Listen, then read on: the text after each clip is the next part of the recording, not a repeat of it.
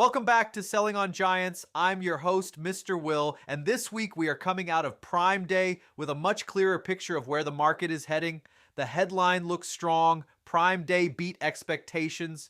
U.S. online spending came in above $26 billion, up more than 9% year over year. Day one alone crossed $8 billion in online sales. Mobile carried more than half of purchases, and the broader retail ecosystem showed up aggressively with Walmart, Target, Best Buy, TikTok Shop, and brand websites all trying to capture the same deal-seeking customer. So yes, the consumer is still spending, but the more important story is how they spent. Average order value went down. Household spend moved lower. A large share of purchases were under $20. Grocery, household essentials, supplements, consumables, and everyday categories performed well. That tells us shoppers did not disappear. They got more intentional. They stocked up, they hunted value, they spread their spend across lower ticket items instead of treating Prime Day like a free pass to buy expensive products without thinking. That distinction matters because too many brands are going to look at top-line sales and declare victory before they understand what actually happened. A record revenue day does not automatically mean a healthy business outcome. You can grow sales and still compress margin. You can acquire customers and still lose money on the first order. You can clear inventory and still damage profitability if the discount, ad spend, and fulfillment costs do not work together. Traffic was not the limiting factor, profitability was. That is the real Prime Day takeaway. The marketplace can still generate demand, but the operator has to decide whether that demand is worth buying. The post-event review cannot stop at sales. It needs to include contribution margin by ASIN, inventory depletion, new-to-brand customer acquisition, subscribe and save enrollment, organic ranking movement, ad efficiency, A costs, tacos, row A's, and whether the account actually gained durable ground after the promotional noise settled. A lot of brands probably had their biggest Prime Day ever and still made less money than they think. That is not me being negative. That is just how event math works when baskets get smaller, CPCs rise, discounts deepen, and customers concentrate around essentials and low-ticket products. The real winners will not be obvious until the follow-up data comes in. Did new customers come back? Did subscribe and save grow? Did organic rank improve? Did the brand protect margin? Did the inventory position survive? Did the account leave Prime Day stronger? Or did it just rent revenue for 4 days? That is the question serious operators need to ask this week. Now, one of the biggest post-Prime Day signals was not only where sales came from, it was where traffic came from. AI-referred shopping traffic surged during the event, and Adobe data showed that visitors coming from generative AI experiences converted better than other traffic sources, spent more time on site, viewed more pages, and added products to carts more frequently. That is a very big deal. For years, sellers optimized for Google, Amazon SEO, paid ads, marketplace search, and maybe social traffic. Now AI discovery is becoming measurable, not theoretical. Not something for a future conference panel where everyone says agentic commerce 6 times and then goes to lunch. Measurable. Prime Day showed that shoppers are using AI to research products, compare options, and arrive with more intent. That changes how we should think about listings. AI systems do not reward keyword stuffing the same way an old search algorithm might have. They need structured information. They need clarity. They need attributes. They need accurate product data. They need to understand what the product is, who it is for, what problem it solves, what specifications matter, how it compares, and why a customer should trust it. This is where Amazon's new item highlights field becomes important. Amazon is adding another searchable, visible field alongside the upcoming title changes. Starting July 27th, most categories will need titles at 75 characters or less, and item highlights gives brands another space to communicate materials, use cases, and comparison points. That means title strategy is changing. You cannot just jam every keyword into the title and hope Amazon forgives the mess. The lazy seller reaction is to complain that Amazon is taking keyword space away. The operator reaction is to redesign the listing architecture. The title, item highlights, bullets, attributes, images, A+ content, and brand story all need to work together. Every field has a job. The title identifies the product cleanly. Item highlights communicate the most important differentiators. Bullets answer the buying questions. Images create the visual reason to believe. A+ content deepens the story. Attributes feed the machine. This is no longer just copywriting, it is product data strategy. And that connects directly to the broader AI shopping wars. Google is adding Search Console reporting for AI-powered search experiences. That matters because measurement always follows adoption. For years, SEO teams have been asking how AI overviews and AI mode affect impressions, clicks, and visibility. Now, Google is starting to provide dedicated reporting. It is limited, but it is a start.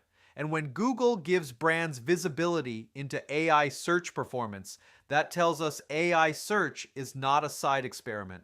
It is becoming part of the measurement stack. The bigger point is that commerce is becoming machine readable. Search, advertising, marketplaces, product catalogs, product feeds, checkout systems, and recommendations are all moving toward AI-assisted decision-making. Whether it is Google's Universal Commerce Protocol, OpenAI's Commerce Work, Shopify's Structured Product Data Push, Amazon's Shopping Assistance, or Walmart's Sparky, the direction is obvious.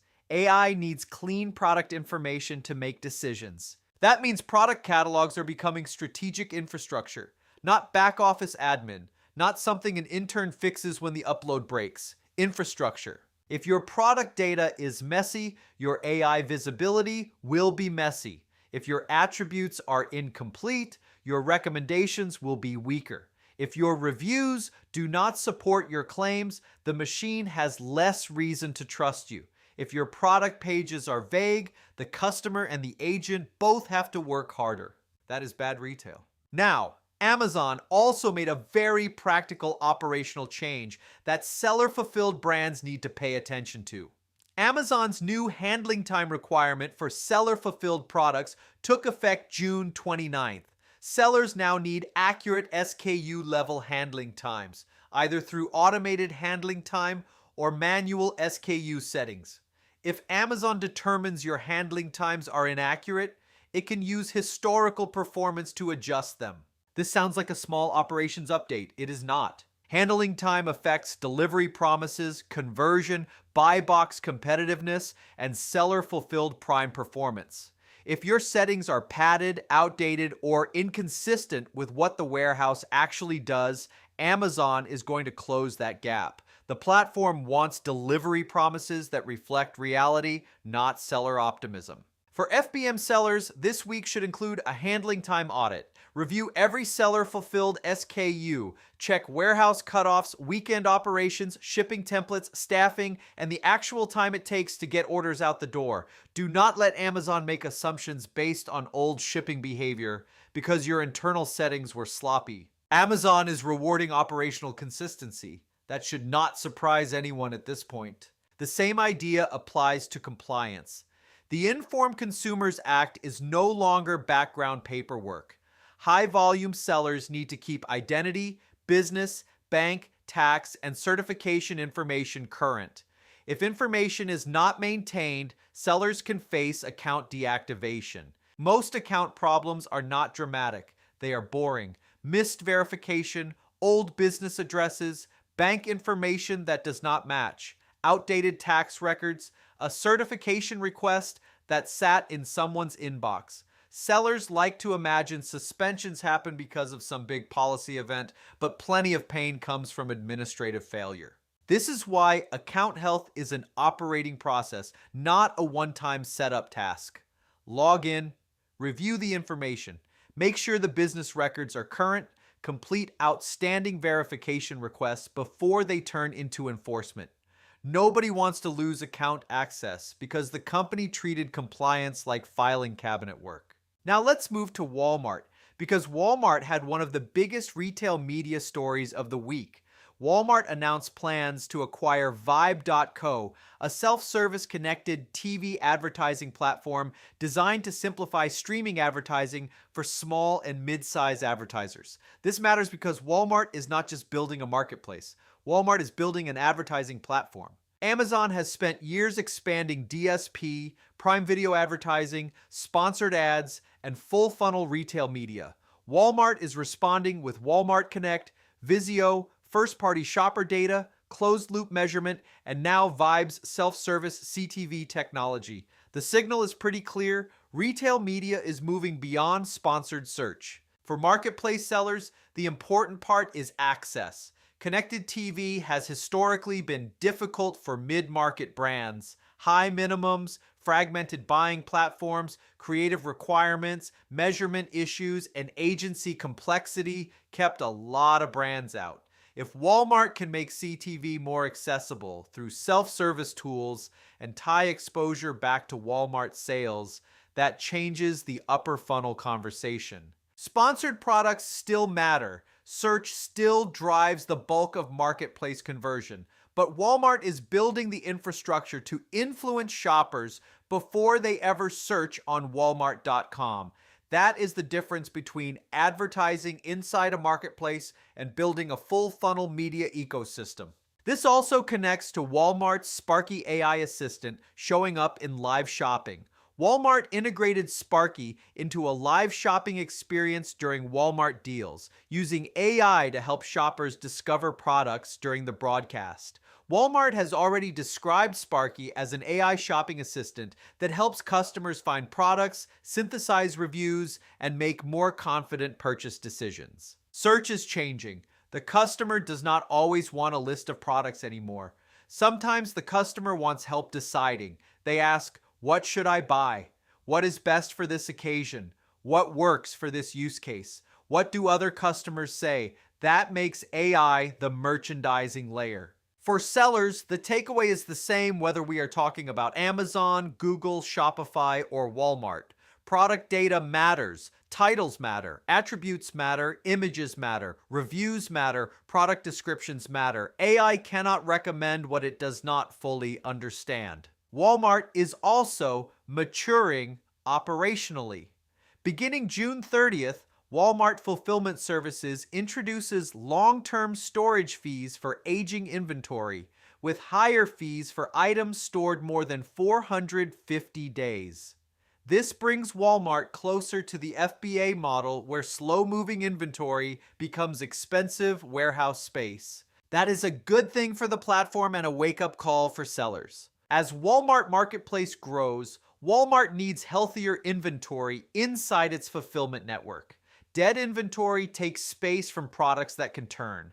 Sellers need to review aging inventory, slow-moving SKUs, bundling opportunities, liquidation options, and whether certain products should be removed entirely. Inventory planning is not optional anymore on Walmart. The platform is becoming more disciplined because it has to. Walmart is also tightening product claims guidelines, including made in USA claims, biodegradable claims, compostable claims, PFAS disclosures, and consistency across packaging, images, descriptions, and item attributes. If claims are unsupported or inconsistent, listings can be unpublished. This is where compliance and merchandising collide. Brands love claims because claims help conversion. Made in USA, sustainable, biodegradable, compostable, chemical-free, clean, safe, non-toxic. The problem is that those claims carry regulatory and marketplace risk if they are not supported. If the packaging says one thing, the listing says another, and the documentation is missing, the marketplace is not going to treat that as a branding exercise. It is going to treat it as a trust issue. Sellers should audit claims across Walmart, Amazon, DTC, packaging, images, A+ content, rich media, and ad creative. If the claim cannot be substantiated, either support it or remove it. Honest product information is one of the easiest ways to protect the brand long term. This is a good moment to pause because this is exactly where BellaVix spends a lot of time with brands. Everyone wants growth, everyone wants more traffic, everyone wants stronger ads. But marketplace growth now depends on the infrastructure underneath the account. Clean data, clear listings, strong inventory planning, accurate claims, compliance discipline, fulfillment reliability, reporting that shows profit, not just revenue. BellaVix has helped brands sell over $500 million on Amazon, and we are a verified ad partner. But the real work is not just launching campaigns. It is helping brands turn marketplace complexity into a clear operating plan.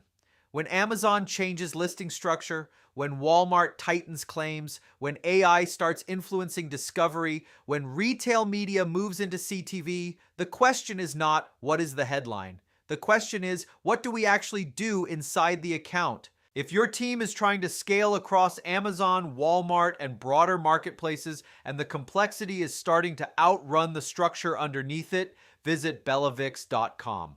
Now let's talk logistics and supply chain, because the second half of the year is going to test a lot of assumptions.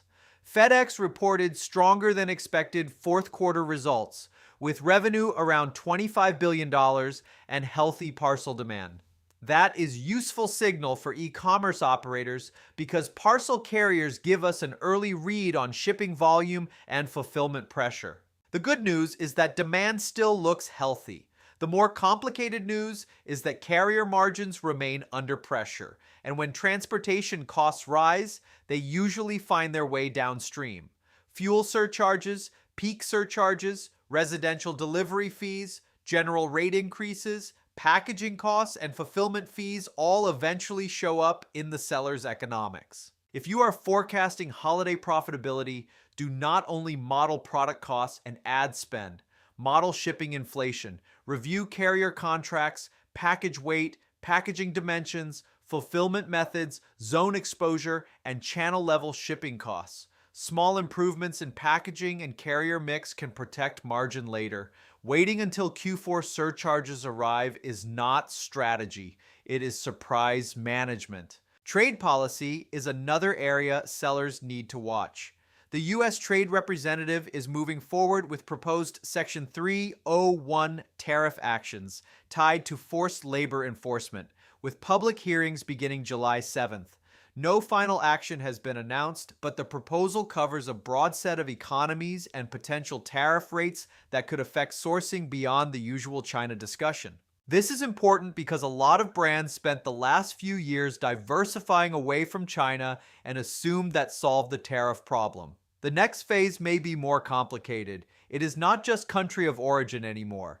It is supplier compliance, forced labor enforcement, documentation, and traceability. That means brands need to understand where products are manufactured, where raw materials come from, which suppliers have documentation, and how margin changes if landed costs move. Supply chain flexibility continues outperforming supply chain concentration.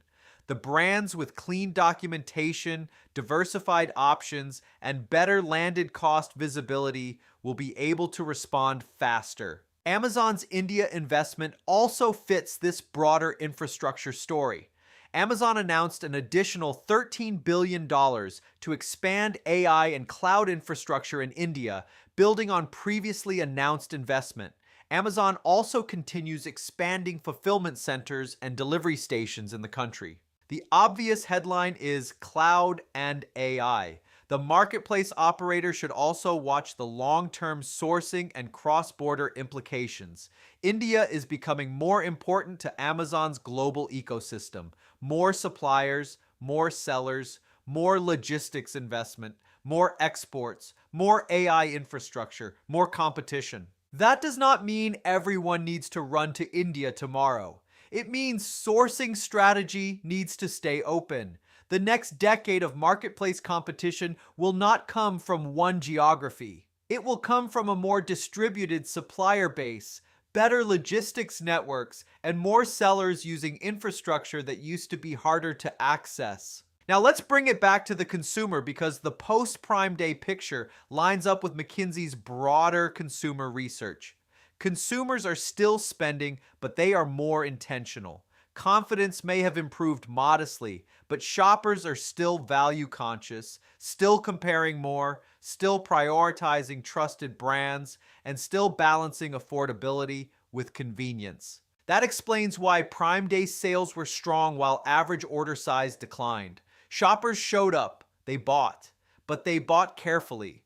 They stocked up, they looked for utility, they searched for value, they did not stop spending. They demanded a reason to spend. That is the environment brands are selling into now. Winning increasingly depends on answering one question quickly. Why should someone buy this product instead of another one? If the main image does not answer it, the title does not answer it, the reviews do not support it, the price does not make sense, and the A-plus content does not reinforce it, then the shopper has every reason to compare or leave. Value does not mean cheapest. Value means the purchase feels justified, premium products can still win, strong brands can still grow, but the reason to believe has to be obvious. When you connect the whole week together, the pattern is clear. Prime Day beat expectations, but smaller baskets show that shoppers are more selective. AI-referred traffic is becoming real, which means product data and structured content matter more. Amazon's handling time rule and inform requirements show that operational discipline is becoming harder to avoid. Item highlights and the upcoming title cap show that listing architecture is changing. Walmart's Vibe acquisition and Sparky rollout show that retail media and AI shopping are converging. WFS storage fees and product claims rules show that Walmart Marketplace is maturing. FedEx and USTR remind us that shipping and sourcing assumptions need to be stress tested. Google Search Console AI reporting shows that AI visibility is becoming measurable. The bigger takeaway is simple. The market is still growing, but it is getting less forgiving. The brands that win the second half of the year will not be the ones chasing every shiny object. They will be the ones with cleaner data, stronger margins, better inventory discipline, clearer product positioning, more reliable fulfillment, and the operational maturity to turn changing platform rules into better execution. Prime Day may be over, but the real work starts now. Review the results, protect the margin, fix the listings, clean the data, audit the claims, watch the inventory, prepare for title changes, and do not confuse promotional revenue with durable growth. If this episode helped you connect the dots, share it with someone on your team who is responsible for making sense of the post-Prime Day fallout. And if you are getting value from selling on giants, take a second to leave a review so more sellers can find the show and stay ahead of what is actually changing. Mr. Will here, signing off from Selling on Giants. Let's keep building.